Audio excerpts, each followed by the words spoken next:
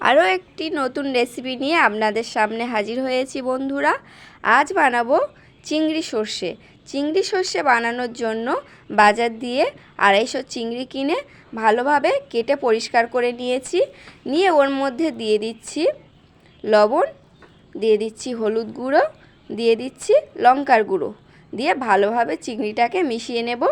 মিশিয়ে নেওয়ার পরে উনানে একটা কড়া বসিয়ে দেব। দিয়ে কড়া গরম হয়ে আসলে কড়ার মধ্যে দিয়ে দেব তেল। এখানে আমি সাদা তেল ব্যবহার করেছি। আপনাদের বাড়িতে যদি সর্ষের তেল থাকে তাহলে সর্ষের তেলে রান্নাটা করবে, খেতে ভালো হবে। তারপর ভালোভাবে তেলটা গরম হয়ে আসলে নাড়াচাড়া করে ওই তেলের মধ্যে দিয়ে দেব মেখে রাখা চিংড়িগুলো দিয়ে কিছুটা নাড়াচাড়া করে অল্প অল্প ভেজে নেব। চিংড়ি বেশি ভাজলে খেতে ভালো লাগে না বন্ধুরা, কিছুটা ভেজে নেবে।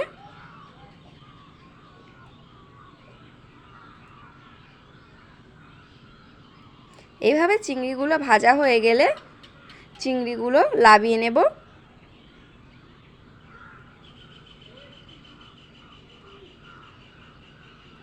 আমার চ্যানেলে নতুন হলে বন্ধুরা আমার চ্যানেলটি অবশ্যই করে শেয়ার ও কমেন্ট লাইক করবেন।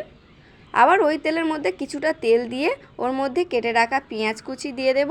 দিয়ে পেঁয়াজটা ভালোভাবে নাড়াচাড়া করে নেব।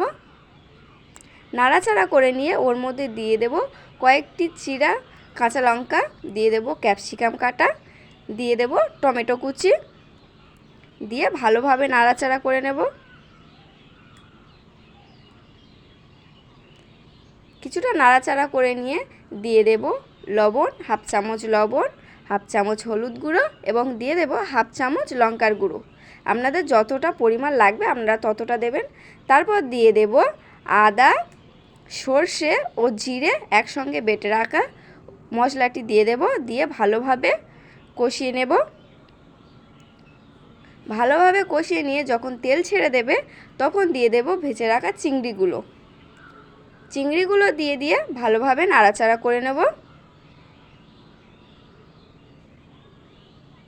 নাড়াচাড়া করে নেওয়ার পরে দিয়ে দেব জল, পরিমাণ মতো জল।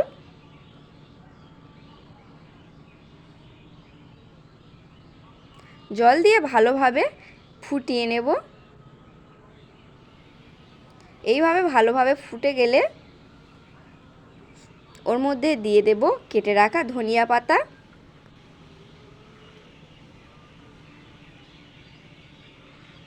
বন্ধুরা এইভাবে বাড়িতে একবার হলেও চিংড়ি সর্ষে করবেন, খেতে খুবই সুন্দর লাগে।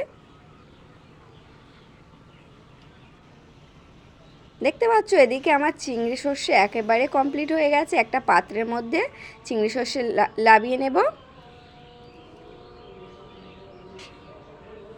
এরকমই চিংড়ি সর্ষে গরম গরম ভাতের সাথে খেতে খুবই ভালো লাগবে।